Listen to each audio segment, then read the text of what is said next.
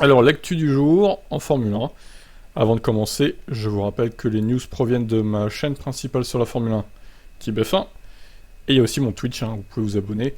On parle de F1 sur ces deux chaînes de façon constante et régulière. Les liens sont dans la description. Bon visionnage. Ciao.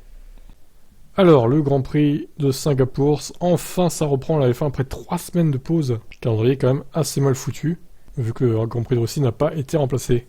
Donc, EL1, midi 13h, vendredi. EL2, 15h-16h. Les EL3, midi 13h également, le samedi. Et les qualifs de 15 à 16h. Les 4 premières séances seront sur Canal Plus Sport et la course sur Canal Plus à 14h dimanche. Attention, débarquez pas à 15h et soyez pas surpris. Ah, mais mince, la course a commencé depuis 1h. C'est 14h les gars, dimanche, c'est pas 15h. Ne l'oubliez pas, c'est important. Je suis sûr qu'il y en a qui vont se faire avoir. Sûr et certain. Bon allez, on va voir la météo maintenant. Oula. Alors, vendredi, bon, ça va. Samedi, ça se gâte. Et dimanche, c'est l'horreur, apparemment. Alors, sachant que la course sur local est à 22h, faut pas l'oublier quand même. Ce qui fait chez nous 14h. Ok. Alors, ça va peut-être se calmer pour la course, pour le coup, mais il va peut-être pleuvoir avant. Ça va faire comme en 2017. En fait, la piste sera sûrement humide pour la course. Après, ça s'asséchera sûrement, du coup. Après, je sais pas, peut-être qu'il y aura rien du tout, en fait. Singapour, c'est quand même assez particulier comme climat, là-bas. Donc, bon. Bon, il y a des risques de pluie pour la course, grosso modo, mais le reste du week-end, a priori, ça devrait passer sans trop de problèmes. Mais bon, à surveiller quand même. Vous en pensez quoi? Allez, ciao. Alors, info intéressante, Singapour a resurfacé une partie de son circuit. Ah, voilà qui va être positif pour Mercedes. Ont ainsi été resurfacées les zones incluant les virages 5 et 6, celles situées au niveau du pont Anderson après les virages 12 et 13, et enfin toute la zone incluant les virages 14 à 20. Les promoteurs de l'épreuve voulaient s'assurer que la piste est en mesure d'accueillir les conditions de course, a expliqué Jarno Zaffelli, fondateur de la société Dromo qui s'est chargé du resurfaçage.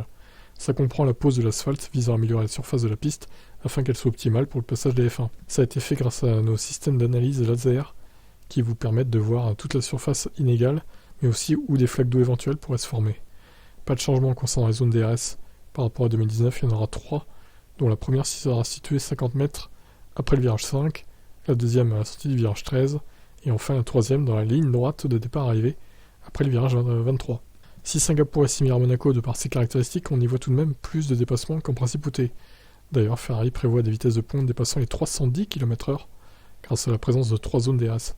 Il y avait par exemple eu pas moins de 59 dépassements en 2019, ce qui constitue le record actuel, alors que la moyenne s'élève généralement autour des 25. En 2009, lorsque le DRS n'existait pas, il n'y avait eu que 3 dépassements. 3 putains de dépassements, quoi. Non mais vous vous rendez compte? Si on enlève le DRS, là, le carnage que ça serait, la Formule 1, on est vraiment trop dépendant du DRS, c'est chaud. Donc voilà, écoutez, à voir ce que ça va donner, ce Grand Prix de Singapour, j'ai hâte de voir, parce que ça fait quand même 2 ans qu'on n'est pas allé dessus, vu que 2020 et 2021 on n'y a pas été. Donc écoutez, affaire à suivre. Ciao. Ocon et Button se disputent le titre de meilleur équipier d'Alonso. D'accord, calmez-vous les gars quand même. Lorsqu'on a demandé à Ocon s'il avait gagné l'estime du paddock face à Alonso, il a déclaré: je ne lis pas tout ce qui se dit sur moi, j'espère juste que quand je fais quelque chose de bien, ça est rapporté comme tel, et que ceux qui regardent peuvent se faire une idée. Mais c'est vrai qu'il y a des gens qui me disent: ah, j'avais pas remarqué, ta qualif à Spa, oui. J'avais oublié que tu avais gagné l'an dernier. Je trouve ça un peu bizarre, au final, en qualif, avec la comparaison. Dans la comparaison avec Fernando, on est 9 à 7 pour lui. Mais j'ai encore quelques points d'avance au classement. L'an dernier, si on parle de qualif, on a fini à égalité 11-11. Si je regarde la carrière de Fernando, le seul de ses coéquipiers qui a fait jeu égal, c'est Lewis. Tous les autres n'ont pas fait mieux que moi. Personnellement, j'ai l'impression de faire du bon travail. Et oui, c'est un peu étrange parfois de voir qu'à l'extérieur, il y en a qui le perçoivent un peu différemment. Et parmi ceux-là, on peut inclure Button. Lui et Alonso étaient coéquipiers chez McLaren en 2015 et 2016. Une période délicate pour McLaren. Je vais devoir être en désaccord avec Esteban. En 2015, j'ai terminé 5 points devant Alonso au classement final, rappelle-t-il, bien qu'il se soit fait défoncer par Alonso en 2016. Alonso était plus souvent devant moi sur la grille, 25 fois sur 39, mais les jours de course, l'histoire était bien différente. Et Alonso considère également Button au-dessus d'Ocon. Peut-être car il n'a pas été très enchanté de cette sortie médiatique du français. Pour moi, Jenson est probablement le meilleur coéquipier que j'ai eu. Il est très rapide, il est très compétitif à l'intérieur de la voiture, dans toutes les conditions, mais à l'extérieur de la voiture aussi. C'est un gars très sympa, un vrai gentleman, et aussi très engagé dans le sport. Dans l'ensemble, je pense qu'il est le meilleur. Ah là là, il appréciera du coup Ocon, et Hamilton aussi, hein, évidemment. Bon, après, ils ont eu qu'une saison ensemble. Et il a peut-être pas envie qu'on lui rappelle qu'au final, il a failli finir devant pour sa première saison de rookie. Lewis Hamilton, chez McLaren en 2007. N'est-ce pas, Fernando? Bah alors, on le sent un peu se marre, si on peut dire ça comme ça. Notre ami Fernando. Ciao, ciao. Albon sera bien là, à Singapour. Donc De Vries ne le remplacera pas, hein, ce sera Albon qui sera au volant. C'est officiel.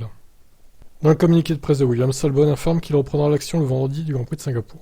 Tout d'abord, je voudrais remercier tout le monde pour tous les messages de soutien pendant le week-end du Grand Prix d'Italie. Ma préparation pour Singapour était un peu différente de la normale, mais je me sens bien, j'ai fait tout mon possible pour être prêt pour une des courses les plus physiques du calendrier. Je ne sous-estime pas l'ampleur du défi que ça va représenter, mais j'ai hâte de rentrer en piste vendredi et de reprendre le volant. C'est un super circuit, et c'est la course la plus proche de chez moi en Thaïlande. J'ai vraiment hâte de voir les fans qui sont venus. Très bien. Bon bah écoutez, pas de Vries à Singapour, Albon va reprendre le volant en espérant qu'il soit prêt à 100% évidemment, et qu'il s'évanouisse pas au bout de 30 tours par exemple. Normalement non, mais bon, sait-on jamais. Hein. S'il dit qu'il est prêt, bah écoutez, faisons-lui confiance et laissons-le rouler à Singapour. Quant à De Vries, ben on le reverra sûrement l'année prochaine, au volant d'une autre voiture. AlphaTauri par exemple. Allez, ciao ciao. Marco Verstappen est un numéro 1 très clair chez Red Bull. Oui, ça merci, on était au courant, Helmut. Max pilote maintenant plus vite en prenant moins de risques et aussi avec moins d'usure de matériel. Dans le passé, si quelque chose ne fonctionnait pas le vendredi, il était proche de la panique. Il voit les choses très différemment maintenant. On travaille dur pour la course, ce qui dérangeait beaucoup Max, il y a un an ou deux. Il veut toujours être en premier, en qualif. Mais ce qui est le plus important, c'est la victoire maintenant. Si vous savez que c'est possible, vous pouvez vivre avec la deuxième ou troisième place sur la grille. Marco pense que Verstappen est le meilleur pilote que Red Bull ait eu. L'Autrichien ne minimise pas le talent de Vettel, mais explique que l'équipe et son pilote sont meilleurs actuellement que dans les années 2010. Avec Vettel en 2009, ni lui ni nous n'étions prêts pour le championnat du monde. Puis sont venues ces 4 années. Je pense qu'il y a moins de pression dans l'équipe maintenant. L'équipe a prouvé ce qu'elle peut faire, comme maintenant nous avons toujours les arrêts au stand les plus rapides. Marco confirme que Verstappen est traité comme numéro 1 incontestable. Nous avons une position numéro 1 très claire. À l'époque de Vettel, c'était Mark Webber. Quoi Mark Webber numéro 1 Oui, Multi-21, tout ce bordel, hein. Ouais, on se rappelle. Hein. Il y avait de fortes rivalités qui affectaient l'harmonie. Dans ce sens, Max a aussi un meilleur package parfaitement adapté. Verstappen, quant à lui, espère continuer sa série de victoires et explique qu'il ne vise rien d'autre. Je l'ai déjà dit et je pense que tout le monde dans l'équipe le pense aussi, nous voulons gagner plus de courses. Vous ne pouvez pas dire nous sommes heureux de jouer à la sécurité avec une deuxième ou troisième place. Nous ne voulons pas laisser les autres équipes gagner. Si vous commencez à penser ça, vous finirez par faire des erreurs. Très bien. Donc voilà, bah écoutez, combien de temps encore Verstappen restera chez Red Bull? Peut-être toute sa carrière, qui sait? Peut-être toute sa carrière, ou alors il ira remplir un nouveau défi, Ferrari peut-être un jour. Pourquoi pas? Allez. Qu'est-ce que vous en pensez de cette déclaration de Marco? Ciao.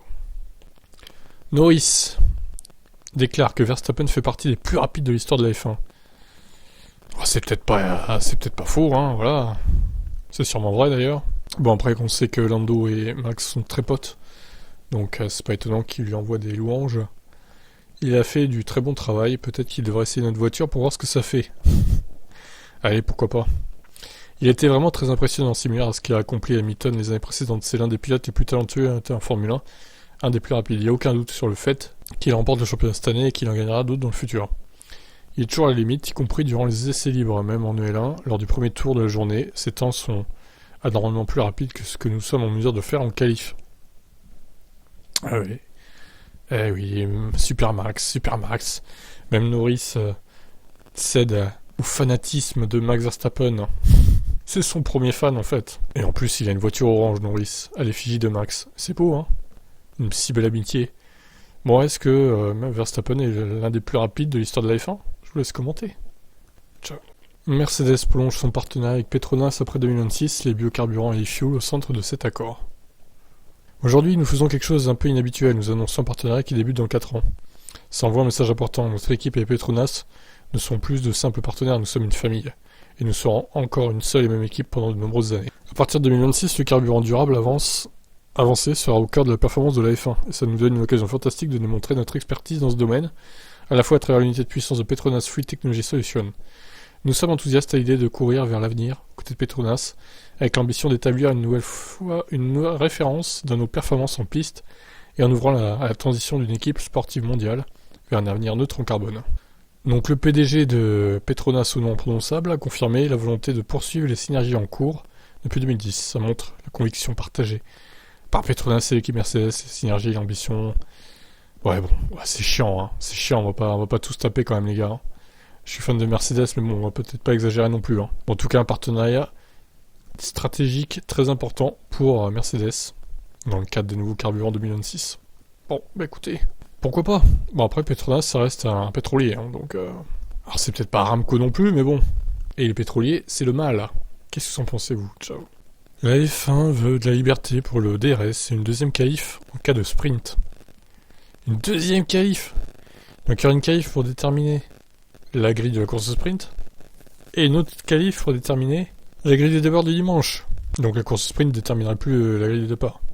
En gros. Quel enfer. Le sprint offre l'action sur 3 jours. Les pilotes se battent tous pour quelque chose dès le vendredi jusqu'à l'événement. Mais d'autres potentielles modifications des règles sont déjà en préparation. Par exemple, le DRS pourrait être activé dès le premier tour, où les pilotes pourraient recevoir une allocation DRS par tour afin qu'ils puissent décider où cette aide de dépassement doit être déployée, afin d'éviter les trains de DRS et voitures bloquées les unes par les autres à cause du DRS en course. Ouais, ça pourrait être pas mal, effectivement, qu'il n'y ait pas le DRS illimité, mais vraiment qu'on puisse l'activer que plusieurs fois pendant la course et après stop. La Formule 1 pourrait également faire pression pour l'ajout d'une deuxième qualif pour le week-end sprint, une le vendredi pour déterminer l'ordre du sprint, et une autre le samedi matin pour le Grand Prix. Bah, si ça fait sauter les EL2, alors du coup il n'y aurait plus qu'un seul essai libre. Ça serait incroyable. Les pénalités sur la grille, le passage à la ligne d'arrivée sous voiture de sécurité, les phases de VSC, il y a encore beaucoup de faiblesses en F1 qui nuisent au spectacle et demandent des réponses, mais un changement de dernière minute pour 2023 nécessite 28 votes sur 30. La probabilité que ça se produise est plutôt faible, c'est pourquoi l'objectif de la FOM, plutôt vote 2024. Ok, bon bah écoutez, à voir ce qu'ils vont décider. Vous en pensez quoi, vous? 2 qualifs par week-end, on va s'y perdre. Hein. Les fans ils vont plus rien comprendre, surtout les casuals, ceux qui regardent de temps en temps vite fait quoi. Je vous laisse commenter, ciao. Oh là, l'interview de Jean-Louis Moncé. Alors, il va commenter les essais libres. Par contre, il va pas commenter le Grand Prix, je crois, Singapour. Il commentera vendredi avec Julien Febvreau, mais a priori, pas de course. Dommage. Ça va être qui, Villeneuve, du coup? Jean-Louis Moncé, l'heure du grand retour a-t-elle sonné? Canal+ m'a fait un beau cadeau. Vendredi, j'aurai l'honneur de commenter les 2 séances d'essais libres du Grand Prix de Singapour avec Julien Febvreau. L'excellent Romain Grosjean prendra le relais après. Sur le plan technique, il est vraiment bon. On a l'impression qu'il descend de la voiture. Ah oui, bah ce sera pas Villeneuve du coup. Ce sera Grosjean. Yves Montagny d'ailleurs, c'est Grosjean. Pourquoi pas. À la saison 2012, lors du Grand Prix du Brésil, remonte mon dernier commentaire en direct. Bah oui, chez TF1 du coup, tout simplement. Je vais donc revoir quelques anciens pilotes, comme Lewis Hamilton, pour lequel j'ai une grande admiration, Fernando Alonso, une grande amitié, et Vettel, que je croyais en mesure de prendre sa retraite dès l'année dernière. Et puis, il y a Charles Leclerc que j'ai suivi à ses débuts, mais aussi les Français, Gasly et Ocon. Je suis franchement content. De toute façon, quand on s'intéresse au sport mécanique, on suit tout. Alors, on suit tout, oui, dans la mesure du possible, Jean-Louis, quand même. Hein. Voyons. En tant qu'admirateur de Ferrari, on vous imagine impatient de revoir la marque aux 24 heures du Mans. Dans mon dernier livre, justement, je commence mon récit par évoquer Le Mans et mes souvenirs des 24 heures. Cette course a été une sorte de déclic pour moi, notant qu'une partie de ma famille côté paternel vit dans la Sarthe. Bref, j'ai débuté au Mans en 71, sous la houlette de Gérard Combrac, le boss du magazine Sport Auto. J'étais son assistant. Mais la première fois que j'ai assisté aux 24 heures remonte à 1965 et à la victoire de l'équipage Jochen Rindt, Master Gregory sur une Ferrari 250 LM. Je n'ai pas oublié non plus le duel Ford-Ferrari ou encore les victoires de Matra. Il y avait de sacrées bagarres entre ces pilotes qui couraient à l'époque aussi bien en F1 qu'en endurance. Il faut dire que les courses de sport proto étaient plus rapides que les F1. Je me souviens aussi avoir entendu que Ferrari arrêtait Le Mans parce que la F1 était mieux distribuée à la télé. Quelle anecdote incroyable. Alors oui, j'attends avec impatience sur le retour de Ferrari au Mans en 2023. Avec son hypercar face à Porsche, ça va être terrible. Ce sont des noms qui font rêver. Comme je le raconte dans mon livre, j'étais un fan absolu de la Porsche 917. Le Mans reste un banc d'essai et 50 ans plus tard, je serai aux 24 heures du Mans pour assister à la bagarre des hypercars. Mais pour l'heure, place à la F1, vendredi, 11h40, avant de revoir Ferrari dans la Sarthe. Sacré Jean-Louis. On l'aime bien quand même, Jean-Louis Moncey. Il a pris un coup de vieux quand même, mais bon. Normal, tout le monde vieillit. Ça va faire du coup 10 ans qu'il a pu commenter en séance officielle. Putain la vache. Ça nous rajeunit pas quand même. Donc voilà, vous aurez compris, c'est lui qui commentera avec Febro vendredi, et samedi et dimanche, c'est Grosjean et Febro. Ma foi, écoutez, on va voir ce que ça va donner tout ça. Alors la dernière fois que Grosjean a commenté, c'était Spa 2021, il pleuvait. Non, en vrai, je sais plus si c'est exactement la dernière fois, mais on se souvient que voilà, Spa 2021, ça n'a pas été une très franche réussite. Espérons que Singapour 2022, ce ne soit pas les inondations comme Spa. Parce que alors là, pareil, on roulera pas.